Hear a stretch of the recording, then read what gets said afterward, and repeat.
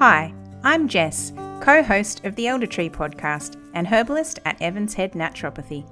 You're listening to the Self-Care with Herbs segment, where each month I invite a new guest to chat about how weaving plants into their days enriches their experience of self-care, exploring routines, rituals and recipes for elevating mind, body and spirit. Go through these sort of portals where we do transform and it can be quite dramatic and you know, the herbs were just, I feel like being romantic, but I really felt like the herbs held my hand and just sung me a sweet song into that, a new part of myself, which was being much more sort of open to the emotions and sort of delicate with myself. That was Kristin Zanotti, speaking of her experience being held by herbal medicine during a transformative period of her life.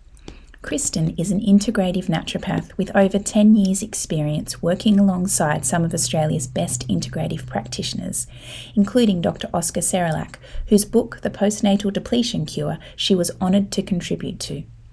Her roots are in southwestern Western Australia, in beautiful Cape Naturalist amongst the old-growth forests and close to the ocean. She makes her home now on Bundjalung country in Byron Bay. Her clinic in Byron, Cape Naturopathics, is a nod to both her roots and the current branch of her life. This chat with Kristin was a real joy. She's open, honest, and very generous in her sharing of both her story and her wisdom. We begin with a beautiful childhood memory that sparked her earliest interest in plant medicine. Sitting in the lounge room with her mum, sharing a magazine that provided a packet of seeds for both mum and daughter and inspired Kristin to get her own little herb garden going. She speaks of the power of putting a seed in the ground and watching it come up. Kristin's childhood was steeped in natural medicine and home remedies, from witnessing the power of homeopathics during the pregnancy and birth of her younger siblings, to the onion thrown in the fire wrapped in foil to warm for an onion poultice for an earache. And it's clear this profoundly impacted her journey down the plant path. Kristin shares many moments of transformation and growth, taking us from Western Australia to India and finally to her home in the Northern Rivers, and touching on the way that the plants have helped her when at times she's felt like her world has been crumbling down. She shares how an experience with a beautifully nourishing nervous system tincture helped cement her decision to become a naturopath. What followed was a journey of study, from traditional herbal wisdom through to clinical naturopathy, all while growing and nurturing a beautiful daughter. Kristin shares her thoughts on self-care at its essence, being all about listening and paying attention, getting right back to basics, like good food, hydration, and warmth. She talks about the barriers to self-care perhaps being an invitation to listen. When nervous system overload has us feeling numb, let's try tuning in rather than zoning out. We chat about incorporating herbs into our daily routines in a food as medicine kind of way. Think delicious medicinal hot chockies or spiced dandelion. Yum! Kristin's description of soothing the nervous system with delicious herbal oils woven into her days is so beautiful. She speaks of how wearing the oils feels like you have the herbs with you all day. And we're lucky enough that she shares a beautiful recipe for a delicious rose body oil. Hi Kristin, thank you so much for joining me here today. Thank you, Jess. It's very wonderful and exciting to be here. Yes. So I know that presently you are practicing in Byron Bay, but I also know that you have had a long relationship with herbs and herbal medicine, supporting not only yourself but also your clients. Mm-hmm. And I'd like to begin by delving back into your history and finding out from you how your relationship with plant medicine began. Yeah, beautiful. It was such a delight thinking about this because it really took me on such a lovely journey. And so my roots are in Western Australia. I was born in Perth and I was lucky enough to grow up in the southwest of WA. And when my parents sort of separated when I was 3 or 4, and Mum met a new chap, my stepdad, Wog, and he was living out at a little farmhouse out at Cape Naturalist, which is, if anyone knows where Dunsborough is, it's was a small town back then. It's quite a big town now, but it's a beautiful part of the region, which is about 15 minutes away from Dunsborough. And lots of old growth forests, lots of beautiful ocean, and I was lucky enough to sort of grow up in this very sort of close to nature sort of living. And when my mum and my stepdad got together, they really created a beautiful home. And I mean, the farmhouse itself was very old, and there was electricity, but it was everything was lit by a fire in terms of hot water. The kitchen had a stove that was just a wood stove, so all the cooking was done on that. And then the fireplace in the lounge room to heat the house. So it was sort of very kind of rustic, but it was, I feel like when I think to my memories of plant medicine, I think of that house. And I think the memory that really sort of sparks it was sitting in the lounge room with Mum, and she used to subscribe to like a magazine that, they'd send a publication and then they'd send some seeds, and there was a little kids section that you could spend your $2 a month pocket money and subscribe. And it was I think it was called like Harry Herb Club or something, and it was like a little kids, I'd get my own publication, I'd get a little packet of seeds too, like Mum, and that was sort of our special time, because she was a busy mama. There was three of us kids at that point. And that was the time we'd connect, we'd chat over the plants, I'd help her a bit in the garden, and then I'd get my own little plant garden happening. And I built a little mecca out of my stepdad's, was a bricklayer, so there was lots of bricks laying around the house. So I remember making this little zone, and that's where all my plants lived. And just the power of putting a seed in the ground and watching it come up, it was incredible. So, that's sort of where it began. And around that time, my mum and my stepdad wanted to, have some more children. There was sort of 3 of us, but they wanted to have some kids too. And, there was a little bit of, Mum had some medical stuff, and that, there was a bit of uncertainty whether she was going to be able to have more kids. But she conceived my brother, and so that was very exciting. And I remember at that time she was really into studying natural medicine and homeopathy, and so that's when that really came into my consciousness. And I really remember that excitement of that pregnancy with my brother, and sort of helping Mum get the room ready for his arrival, and the little homeopathic pilules, and the calendula cream, and all the little bottles of things, the cloth nappies, and just remember it so clearly. And one really special thing that she did was she ordered bags of dried herbs, and she actually made his mattress for his cot completely out of herbs. So he slept on this little bed it was chamomile, and I remember there was a lot of chamomile in there. I can't quite remember what else was there, but it's such a beautiful memory of coming home from school and going in to pick up my beautiful baby brother and from the cot, and just smelling, all the herbs on his skin. And so my beautiful mama definitely started that journey for me and brought that to life. And, really lucky that they were very much into we didn't really go to the doctors. It was sort of home remedies, or a trip to the osteopath if the acupuncturist if things were really bad. Another memory that I have is just I used to get quite a few earaches as a kid, and Mum would stoke up the fire in the kitchen, and just wrap an onion in some alfoil and throw it into the fire. And I just remember sort of laying on Mum's lap and getting the onion juice in the ear, and the relief. So that was really special. And then So they actually went on and had 2 more children after that. So Mum's medical things were definitely fixed. She was extremely fertile. And, just by that stage we'd sort of moved out to some land that my parents had bought, and they built a shed on it to sort of temporarily live in. But the kids kept coming, and then we were sort of in that shed for quite a while. It was a very colourful and small household.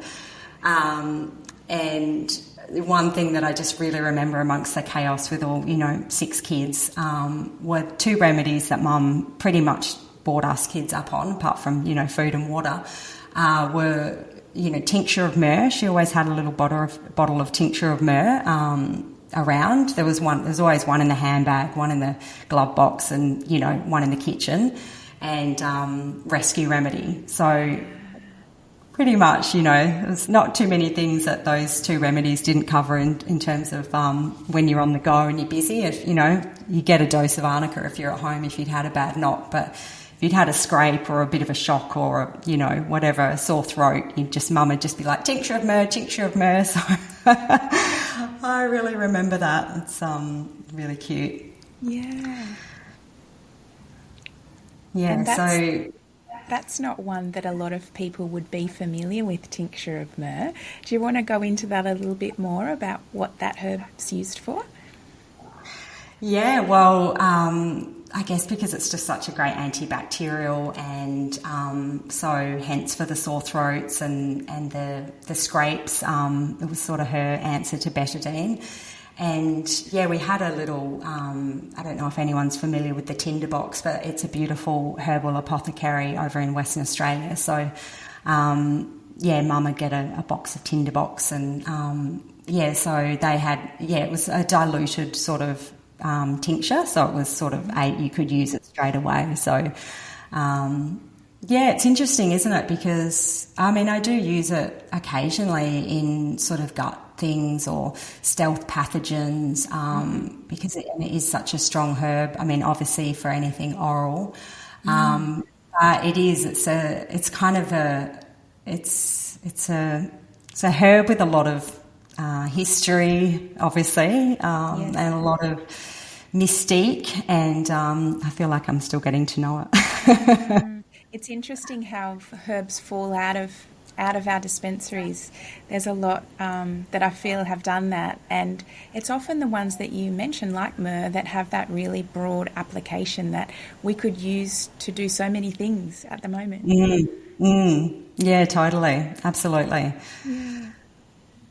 So the journey sort of continued. When I left home, I went travelling for a couple of years. I went and lived overseas. I did a lot of cycling through Europe, and when I'd always had India on my heart, so I always knew that I was going to end up in India before I came home. And I always knew it was going to be something big was going to happen for me in India. And when I got there, I'd sort of reached a place in my life where I'd sort of been travelling on a track, and I knew that it was time to change a track. Sort of my childhood was over. I was 20 at this point, and just sort of emerging into being a young woman. And I sort of did a little bit of inventory on, like how I'd, my childhood and where I was headed and where I was at. And I sort of could feel that I had a lot of things inside that needed to change. I think sort of growing up in a busy environment, and Mum had some mental health things that, made the situation quite dynamic at times. And so I think my way of sort of getting through that was really just like bunkering down and just sort of going full steam ahead, just getting on with it basically. And when I got to India and sort of really touched in on the heart space, I was like, oh, I've got some stuff in there that needs to come out. And so I said a bit of a prayer to a full moon in Goa, and as you do. And anyway, a few days later, I started getting these really, I didn't know what was happening, but really intense symptoms, which, I guess are medically known as panic attacks. At the time, it just felt like my world was sort of crumbling down, and on some deeper level, I knew that it needed to, and that I needed to come into a very deep space in my heart and actually just really feel my feelings and not just get on with it. But I think when you're used to doing that, it's quite a big thing to open up that door. So when I came back to Australia, you know, they were really in full force. It was almost like a part of my reality had changed, and I was getting on with everything and doing just fine, but I could feel inside just this real emotions and shakiness, and my nervous system was just, you know, really singing out for needing some TLC. So that's when I guess, you know, herbal medicine really re-emerged back into my life again. I went and saw a naturopath in my hometown in Dunsborough, who is beautiful Tara Nelson, who's still there practicing. She's a wonderful thyroid specialist, as most of us know. And I remember we had a consult and she mixed me up. I remember there was skullcap in there, because I remember looking at that name and going, oh, that's a weird name. And I was getting a lot of tension in the top of my head, and she was explaining how it's so good for that. And I thought, oh, wow, like there's actually a name for this. There's actually, you know, she understands what I'm saying, like, and that was so powerful, being understood, number one. And then two, the herbs. I just couldn't believe it, like 1 or 2 doses of herbs, and I already could feel just the magic of the herbs just seeping into my nervous system and just regulating and making me feel just more balanced. And at that point I knew that, you know, everything was going to be okay. It was just heading into a new space. And and pretty much I think after my second bottle of herbs, I think there was some St John's wort, some maybe lemon balm or passion flower, some oats, that kind of thing. After my second bottle of that, I was like, right, I want to be a naturopath, that's it. So that's sort of where it all began. And I think for most of us it's with some sort of health journey, or some sort of journey where we really are really drawn into the powerful medicine that the plants can offer us. Mm-hmm. Before we move on, Kristin, I just wanted to say how much I love that the impact that your mum and those early experiences had on your journey. I think as mothers, we put a lot of effort into our children, not knowing, you know, whether these little things that we're weaving into their days are going to have an impact. And it's really lovely to hear that those memories are so strong and those experiences really shaped who you are today. Thanks, Jess. Yeah. And the other thing I wanted to say too is that you really emphasised a really important part of our profession, and that's being heard. You know, that really changed your path, seeing Tara and having her hear and put into words those things that you're experiencing, and experiencing that shift that, you know, she understood and she heard you. Yeah, absolutely. Yeah, I love that too. I really love being present with clients, and it does feel like that therapeutic relationship is just not to be underestimated. I mean, yeah, it's really special. Mm-hmm. So that was that experience, and that shift in your health and that experience with the herbs was really a defining moment for you. Absolutely. It was incredible. I just couldn't believe it. I was like, wow, like I feel so much better. And it was a difficult transition in my life. And, you know, we go through these sort of portals, or we do transform, and it can be quite dramatic. And you know, the herbs were just, I feel like being romantic, but I really felt like the herbs held my hand and just sung me a sweet song into a new part of myself, which was being much more sort of open to the emotions and sort of delicate with myself. And that's special. And how did those changes in yourself affect the next part of your journey? Yeah, so I decided to study at the Perth Academy of Natural Therapies. I did a little bit online, or not online, but like remote or whatever. They used to post out the books, and then I decided to move up to the city, and I think I was about 2 years into that for a 3-year diploma. And that was great studying there, because they were very traditional. We did a lot of iridology and homeopathy. I got right into flower essences with the Living Essence crew over in WA, and they were really collaborating with a lot of Aboriginal elders, and a lot of the plants came from my homeland, which is the land of the Noongar people in Western Australia. And so that was incredibly spiritual and special, sort of being involved with that as well. That was really where the delicate healing of, you know, the really deeper undercurrents happen with the flower essences. And I was lucky enough to, you know, study with Ricky Anderherber. I think that's, I'm not sure how to pronounce her surname, but she's was beautiful German herbalist. And yeah, so I sort of got 2 years into that, and only had a year to go. But again, the nervous system was just my real teacher and was just calling. It was just, I was too busy. I was working, you know, 2 jobs and studying full time and very social, and I was like I was starting to really become unbalanced, and I knew that I really had to follow the whispers of my being, and like that.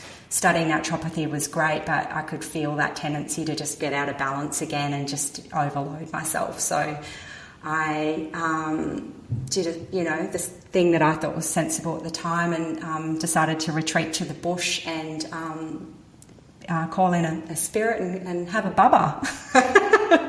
Which was, I don't know if she called me in or I called her, but there was definitely a connection. I was living on this beautiful property down south. I'm really trying to rewrite the stories of my nervous system again. And I sort of met this enigmatic German traveller named Dreamer. And I just sort of could feel there's this little spirit being. And anyway, so she came through, and I decided to be, a single parent and take the journey on my own. And so she's 21 now, so that was a long time ago, but that really was that journey into the heart again. And I knew that I would pick up my studies again, but I really needed to do it in a very slow way. And so when she was about 3 or 4, I journeyed over to this land, over to Byron Bay, studied at Southern Cross University and did my 5 years to do the bachelor.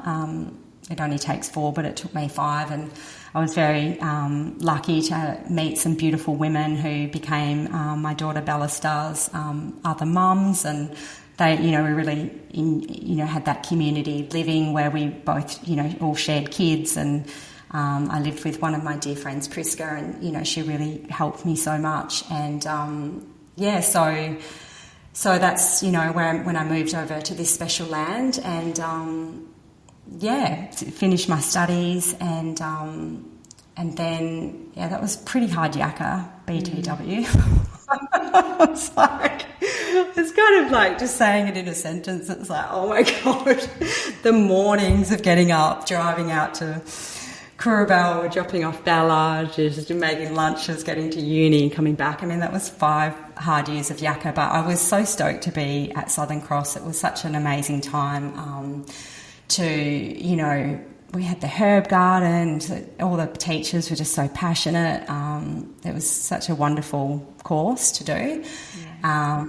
Yeah. So I got through that, and that was sort of just over 10 years ago. So, yeah. Before we move on, Kristin, I'd love to take you back to that time that you spent learning about the flower essences. I know a lot of practitioners weave flower essences into their practice for that beautiful emotional support and how they can just add an extra layer. But I know that a lot wouldn't have had the experience that you have had with the Indigenous elders and that experience.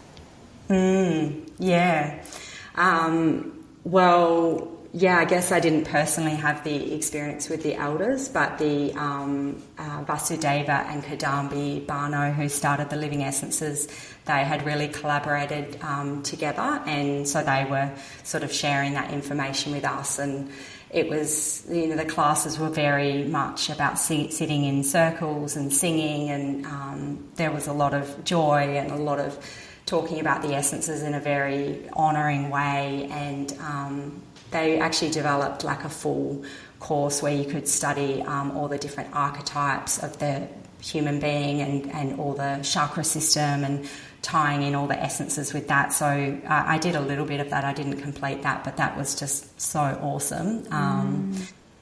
And sort of after studying that, and then when I ended up living on this beautiful land where I conceived my daughter, there were so many of those plants there. And I remember the fringe lily was there, and the purple enamel orchid. I know that they were two good friends. A lot of orchids down in the southwest. So, yeah, and it was just...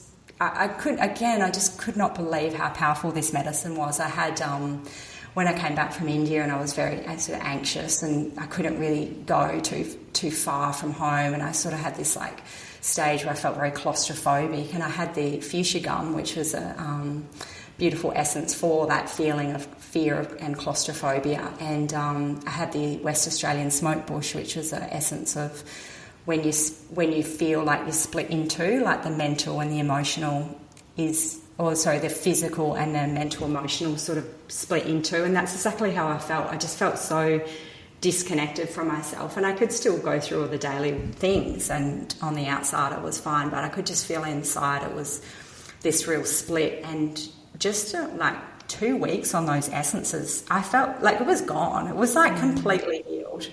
And I just felt so in awe and so grateful. And, the essences have been a huge part of my practice. Coming over here and learning the sacred essences with Sienna Moon, who's a beautiful local goddess, who her essences, we did immersion into that. And, of course, the bark flowers and Ian White's essences. It's just, such powerful medicine. And I always love to tell people about, how they were used with the Indigenous people, how they were chosen based on, mental, emotional, physical things that were needed. And, big pits were dug and there were fires put in the pits, and then so that's all warm and then lined with the animal skins, and then they were sort of buried into the pit and then smoked, into the pit with the actual flowers, and then water and then the smoke. So it was like a real infusion. I always, telling that story feels very important, how it was, used locally, or used traditionally rather. And I just love seeing people's beings. Every time, even the most conservative client will light up at the mention of flower essences and get all, oh, what's this? And okay, what do I do? And la la la. It's quite it's quite fun.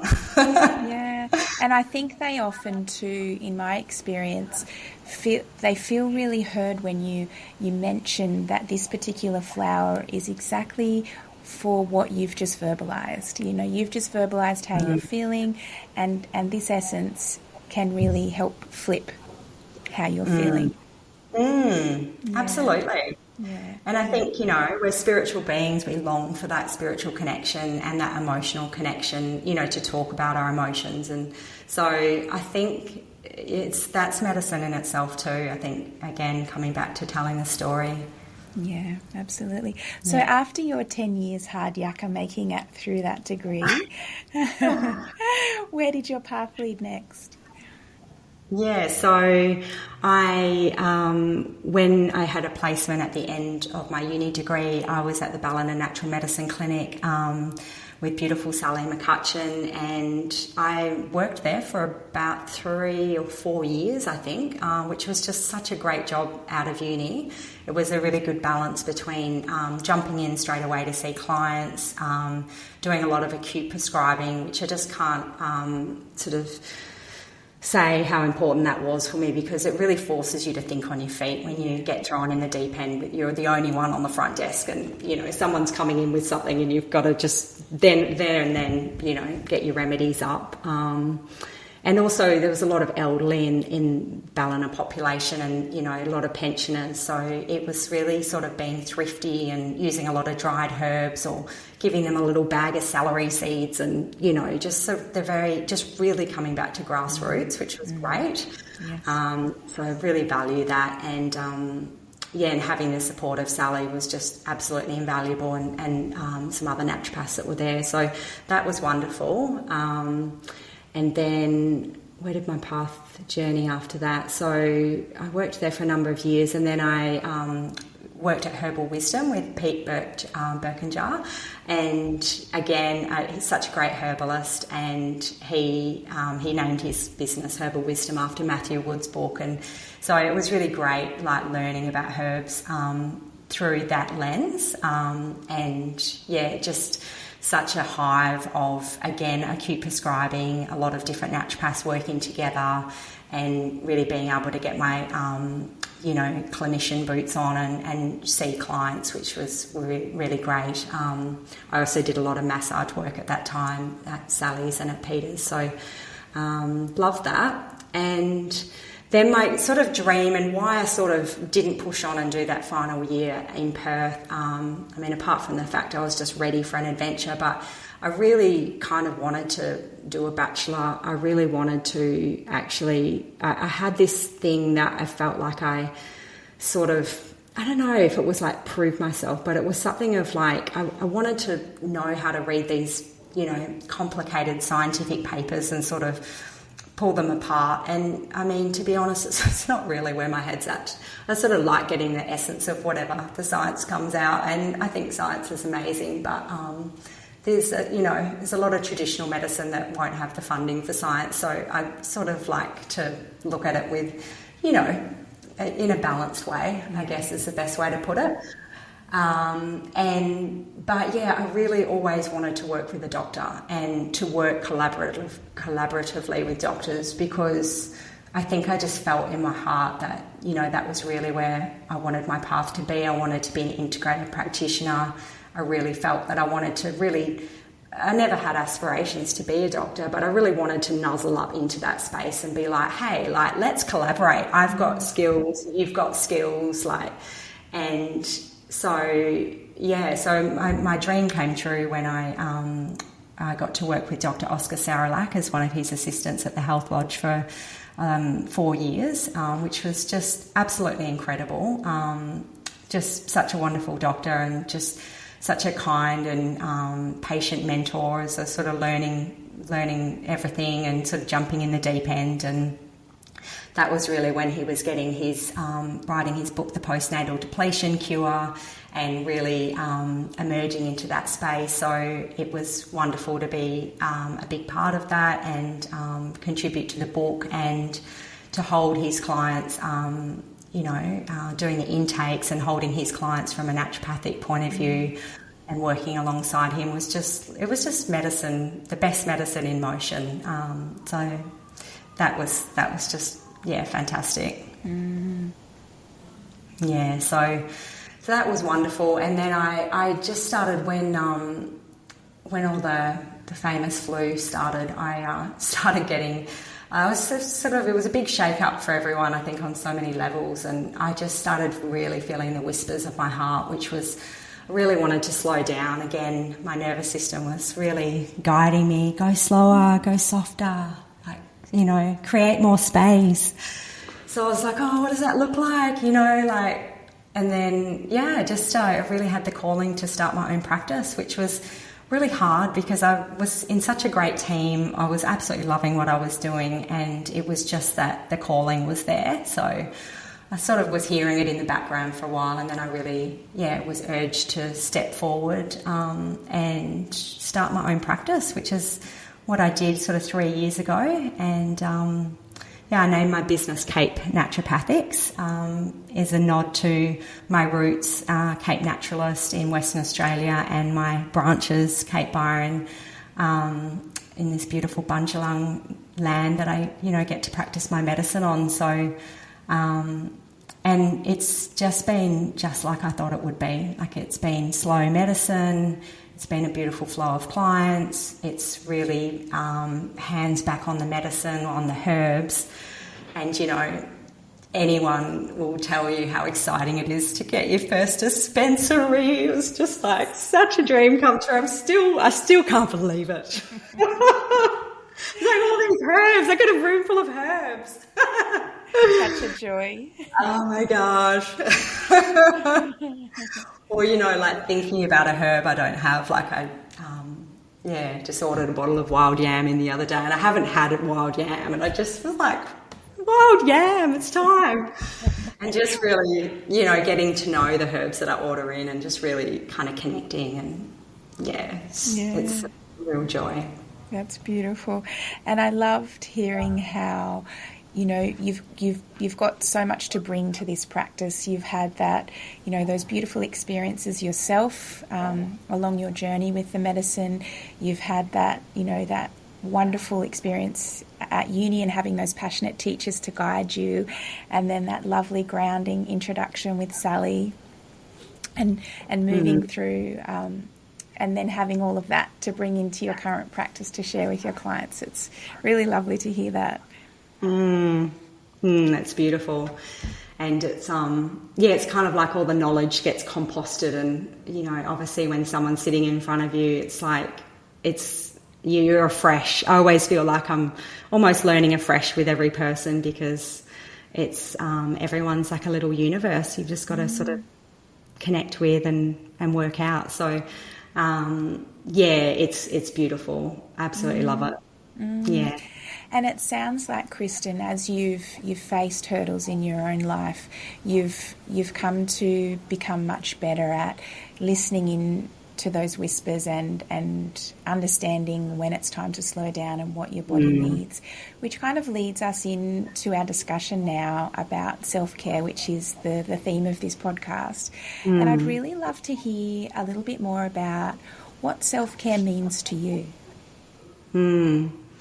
Well, I think the essence of it really is just actually listening, checking in like all the time, you know, just on the basics, like, are my feet cold? Am I thirsty? You know, what foods do I need today? How am I going to make that happen? What do I need? It's very basic on some level.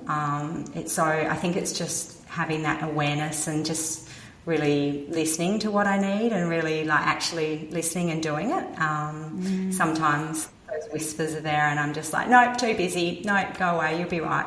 Put your big girl pants on. You'll be sweet. But, you know, I mean, every time the answer is self-care. And I had a great example through just before Christmas. I'd taken 2 weeks off, which was a really big deal. You know, when you're in your own business and you're paying a commercial lease, I was a little bit like, okay, I'm going to take my 2 weeks off. But I sort of finished that and I felt so good.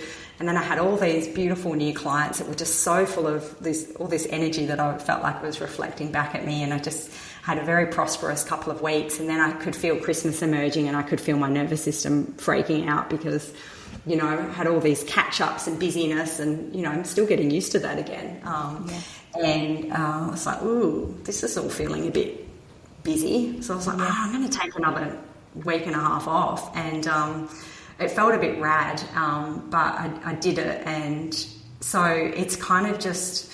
every time it's just worth its weight in gold to sort of listen and to take those moments where you can, and you know, even just connecting with the breath. I still feel like I'm learning to breathe properly. It's like, okay, back to the basics. Yes, I love that, taking back to the basics. I remember in a previous life I was a teacher, so I did my teaching study, and one of the first things we learnt about was Maslow's hierarchy of needs, and how if a child isn't fed and hasn't slept, then they can't learn. And that's exactly the same as us, right? If we aren't taking care of our basics, then how are we possibly functioning optimally and able to take on any other forms of care for ourselves if we're not taking care of the basics? Absolutely. Yeah. So, Kristin, when you know that self-care is most needed, I think you've mentioned a little bit about how your nervous system starts to let you know. Are there any other whispers that start to creep in that let you know that it's time to pause, it's time to listen, it's time to invest in self-care? Yeah, well, I get tinnitus, which is a real bugbear. That's a real sign for me that, you know, if I can start hearing my tinnitus, or it sort of has this like little sort of ring, it's almost like I feel like my nervous system, like the strings, like if I was an instrument, my strings are all a bit tight, and this is exactly how it feels, and it's like, so that's always like a big, okay, I hear you, off the coffee, like, get the grounding foods on, the qigong has to be every day, come on, like, it's a canary in the coal mine for me. Yeah, so I love that metaphor of the whole nervous system zinging, and that's coming out in that physical symptom of the ringing in the ears. Exactly how it feels. Yeah, that sort of kidneys and the adrenals, and so there's that muscle tension. So like go and get that massage. Don't put it off. Sort of since my daughter's left home, I do get that 3 a.m. waking, just sort of still the mama bird going, oh, where's my little baby bird? Yes. So I get that a little bit, but they're the kind of main things. And it's just that worry, like the mind starts, self-doubt creeps in, the negative thoughts or whatever. And it's like, it's all right, dolls, you just need a little bath. Like, you'll be fine. And I think it's so common too for it to start with that really heavy mental energy, and if we're not listening to that, then it starts to go a little bit deeper, and we feel those physical symptoms of the ringing in the ears and the muscle tension, and those ones are harder to ignore, right? Totally. Oh, beautiful. Yeah. And so what is it for you that you find are the biggest barriers from listening to those whispers? What is it that stops you from investing in self-care regularly? It's a hard one. I feel like one of my patterns from earlier years, where one of my coping mechanisms was just to kind of shut off from the emotions.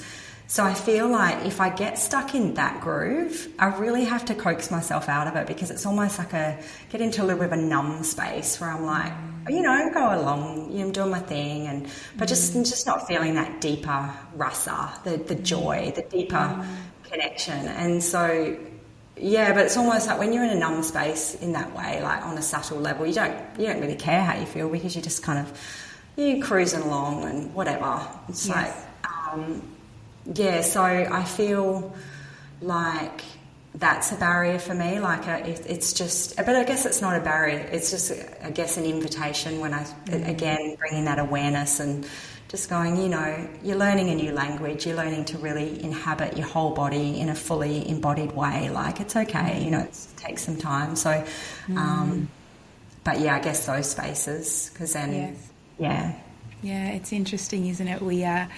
We are almost conditioned to ignore the whispers and to push on through it. There's not a lot of encouragement or space in the way that we're required to live our lives at the moment to encourage pause or, deep listening to ourselves and to perhaps the herbs and the plants around us that could be a tool.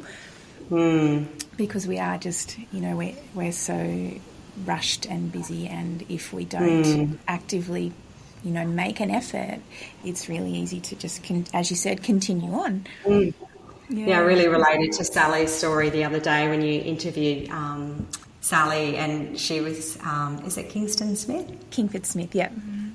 Kingford Smith, yeah.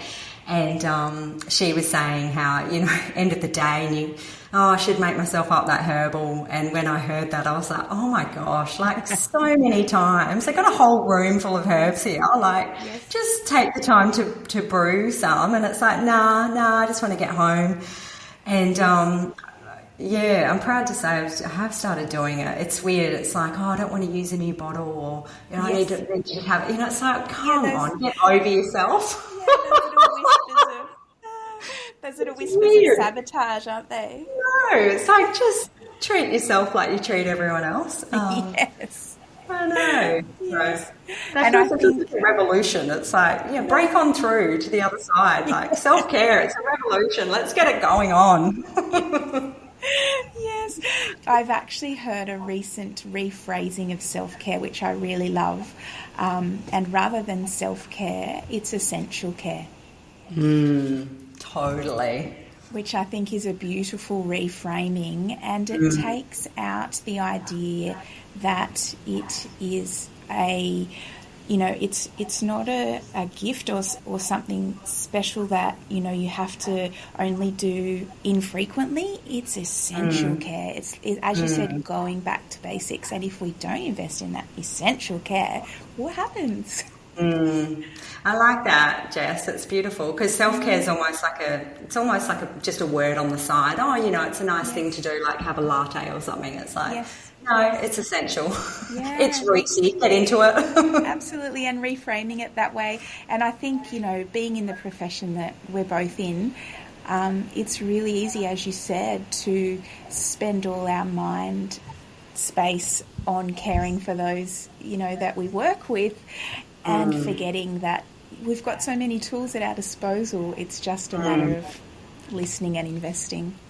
Yeah, and just harkening back to that, the archetypes that we learnt in flower essences. There's all the different archetypes, and one's the helper, or which we all sort of have that, the healer or the helper. And it's like when you overuse one of the archetypes, it's not good for your balance. And there really has to be that giving and that receiving, and there has to be the creativity. And we're here to become self-realised beings. We're here to know this glorious self that we are. So it's like really making sure that balance is there, and we're not getting stuck in a groove. It's like, it's just to remember that as well. Absolutely. Kristin, what are some of the rituals and routines that you like to weave into your days for self-care? Well, love my cuppas. So, love my cuppas.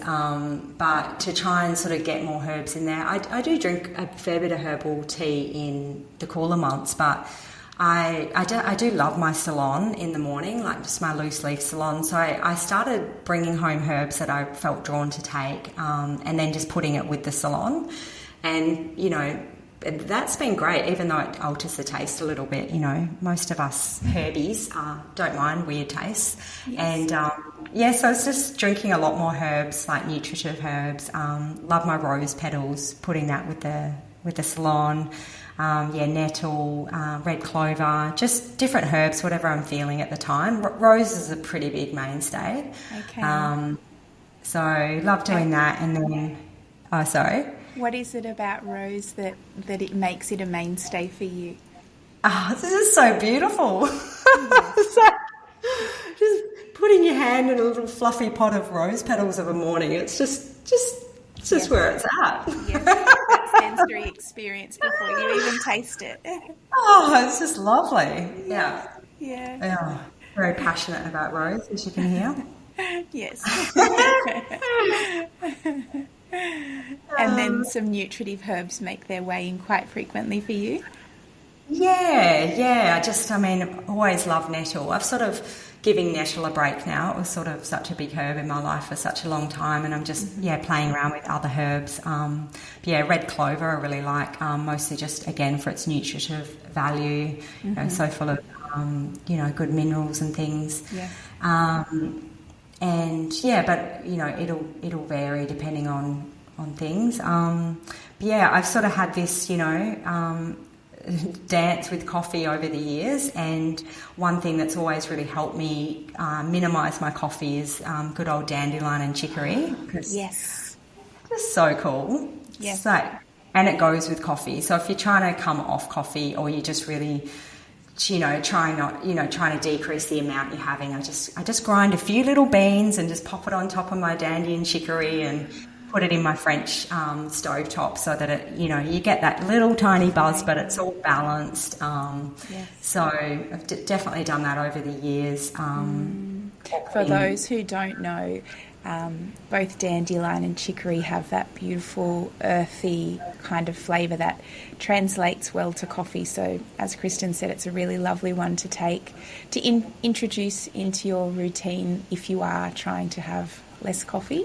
And it's also a beautiful liver herb, which is often well indicated when coffee's been a big part of your life. Definitely.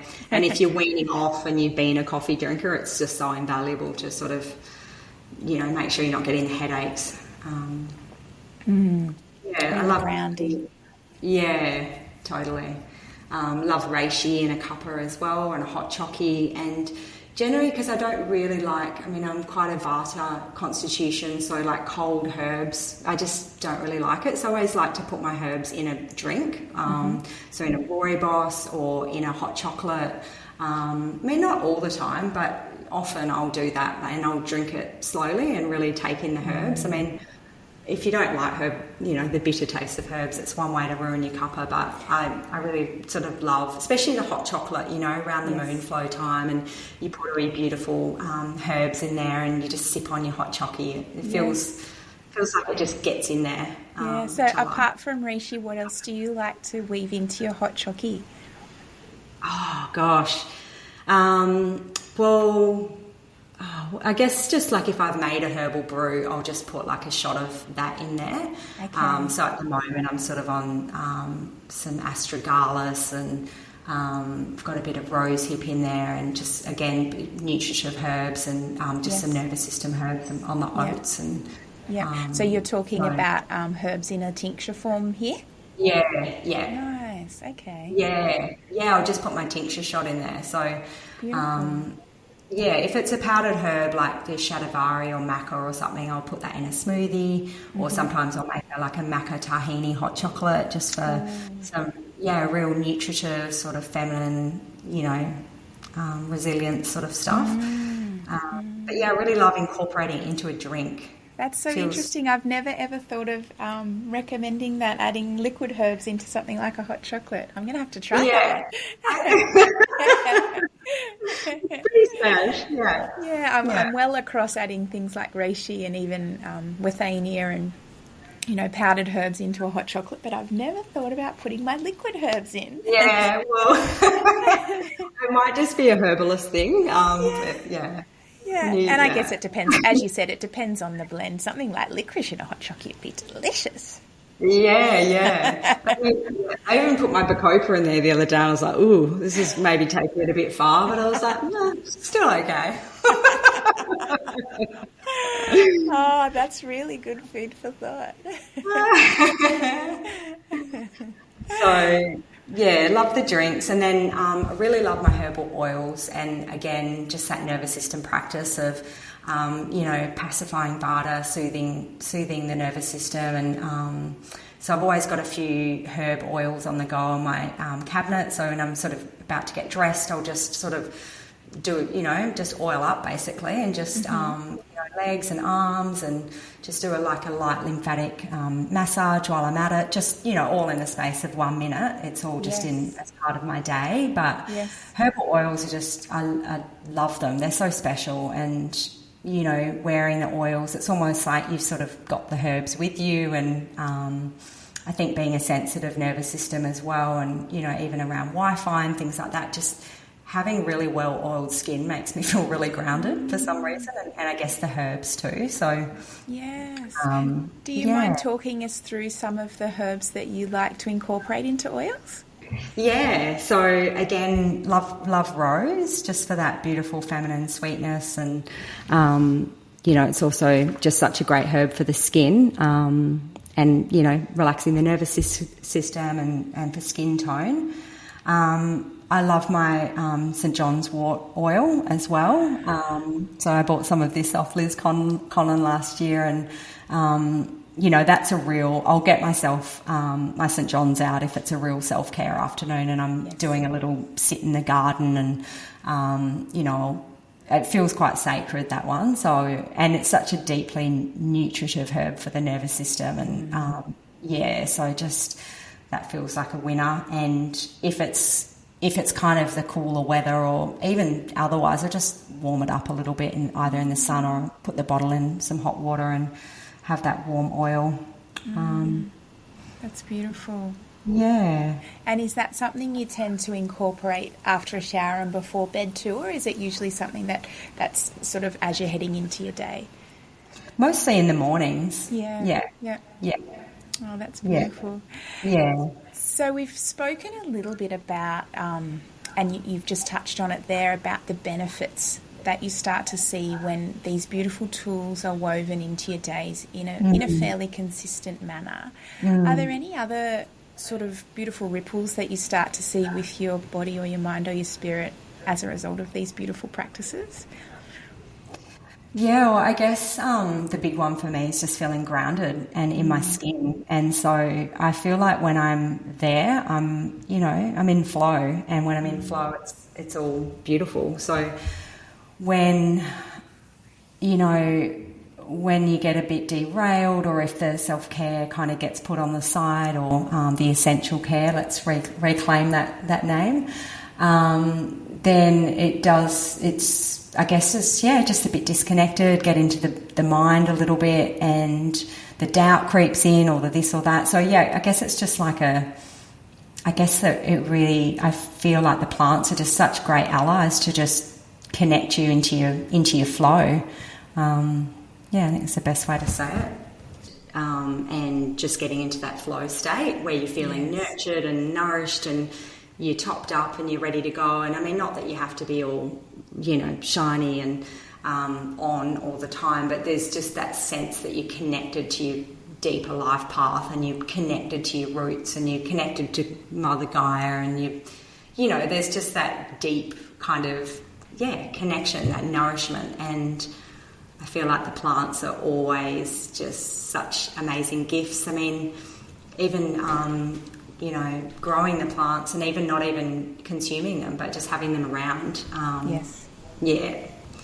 Absolutely. And I think that's the flip side of how we're feeling when we just put our heads down and motor on.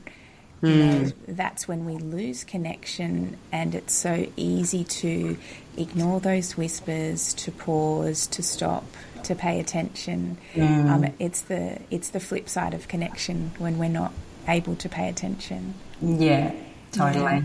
Yeah. We spoke about those beautiful oils that you love weaving into your daily self-care, Kristin. Is that a recipe that you'd like to share with us?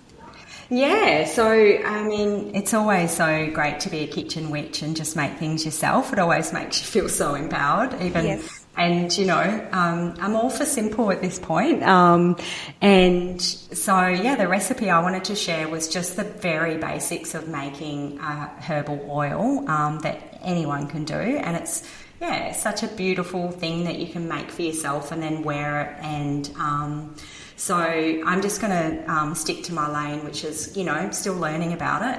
Yes. I just use dried herbs myself. Yes. Using the fresh plants, there's a lot more science to it.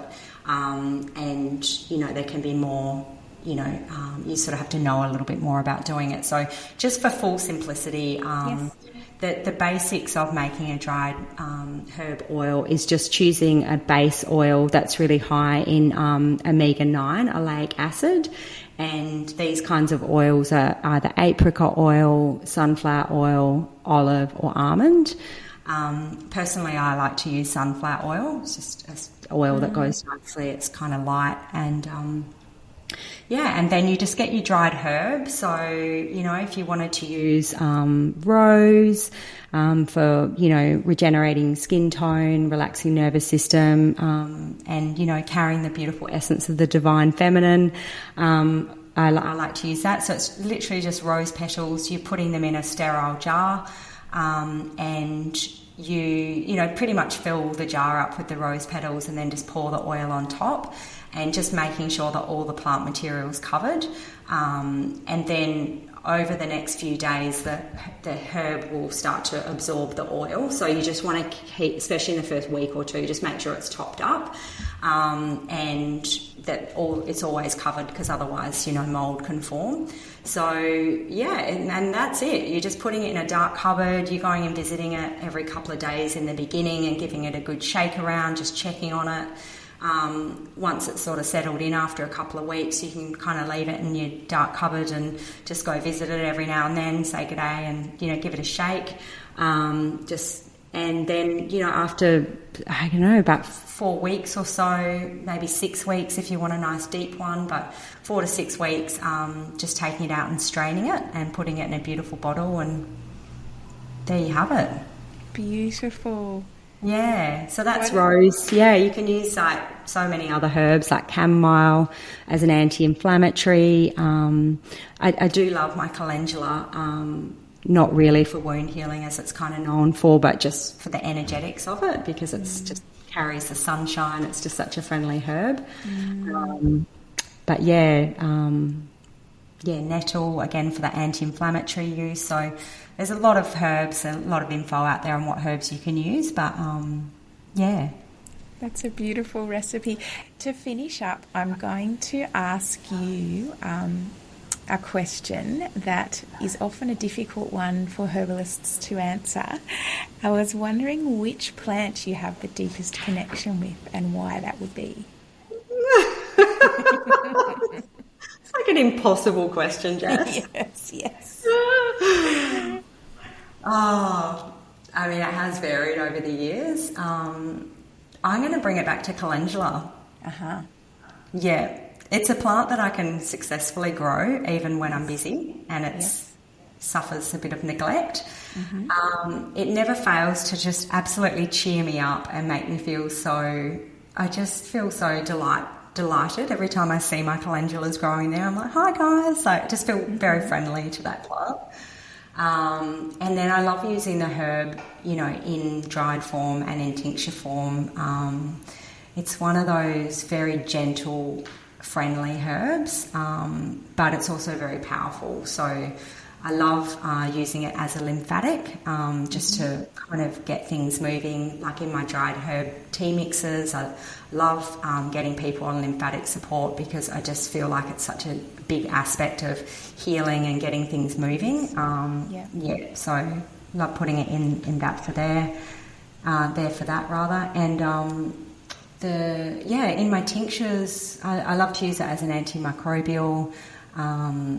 I love to use it for sort of women's health, especially when there is any sort of disruption to the microbiome, and just if there's any endometriosis or fibroids or, just again, it's it moves things, it shifts things, and I think energetically it really brings light to dark spaces. It's a shifter, which... I love that, and I love because it's, I think of all the herbs as having different levels of sort of impact in terms of, some are really strong and others are the quiet achievers. And I think of calendula a bit like a quiet achiever. It's just such a powerful, gentle herb. So I love that combination. It's one of my absolute favourites too, for many of the reasons you've spoken about. I love growing it. At this time of year, it's the time of the year that we start to get calendula happening in our gardens on the northern rivers. And I also read something really interesting recently. Traditionally, I think it was in Mrs. Greaves, this was the time of year that people started to use calendula in their soups. So as it was flowering, as you said, for those beautiful lymphatic properties, but also bringing some light in the darkness of these darker months. Yeah. And a beautiful, beautiful nutritive herb too to add into food and salads and things. Absolutely. Yeah, really lovely. Yeah. And it has such a big history too. I know it was used in the very early days of, in surgery. I mean, it was just such a powerful herb that no apothecarian would be without, and it really got a lot of respect, was used, a lot of respect, and it's such a humble but mighty one. Big time. Yeah. It's nearly time for us to finish up, but before we do, I know that you have a lovely new offering coming up, and I was wondering if you wanted to chat a little bit about that. Oh, yeah, great.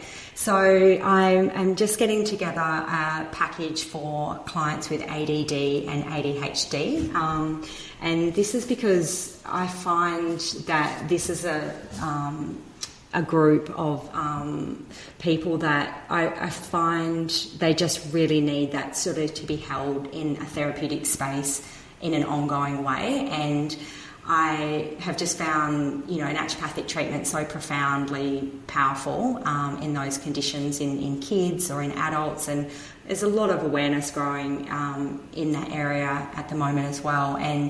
But one of the things I find difficult is that it's just hard to hold the clients that have this condition, because they're sort of it's to harness and bring them back and give them, you know, all the information they need can be tricky. So I'm putting together a little package where it's like it's like a little ebook with a lot of education in there, as well as naturopathic sessions where we'll be, you know, going through and doing a really comprehensive health check and looking at, you know, blood markers and brain chemistry, and obviously all the emotional nervous system health, sleep and diet, etc.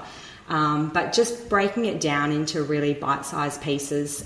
So if it's for a parent that has a child with ADHD or ADD or suspected, or an adult, or, you know, questions around medications or side effects, or how natural medicine can work alongside or help to bring off if that's the goal.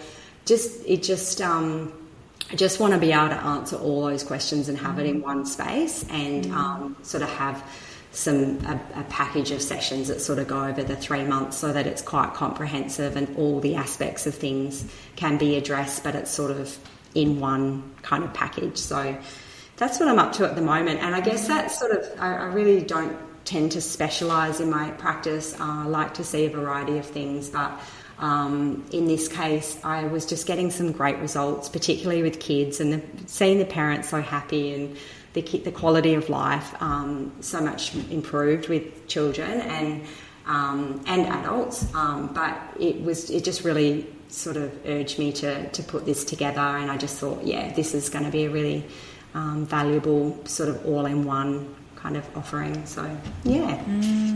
That sounds really lovely, that beautiful education component, but really brought down into manageable chunks within a time frame that feels doable. Yeah, absolutely.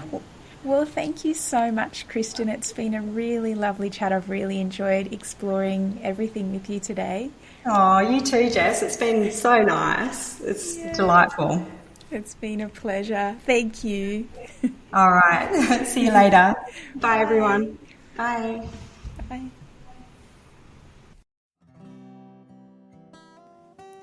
I'm so glad you tuned into this episode of Self-Care with Herbs, a segment of the Elder Tree podcast. The Elder Tree is a non-profit dedicated to empowering people through grassroots herbal education and earth skills, weaving a strong community of herbalists, healers and plant folk in Australia. The Elder Tree is in the beginning stages of creating a grassroots herbal education centre and healing sanctuary on the Atherton Tablelands, far north Queensland. You can head over to theeldertree.org to find out more and follow the journey on Instagram and Facebook. You can also donate to the Elder Tree via our podcast channel on Anchor or via the website. If you liked the episode, we'd love you to subscribe, and if you know who we should interview next, drop us a line. I hope you found something in this episode that has inspired you to begin to lean into those plant allies and to experience your practice of self-care blossoming and blooming. I look forward to sharing more ways you can weave plant medicine into your days next month.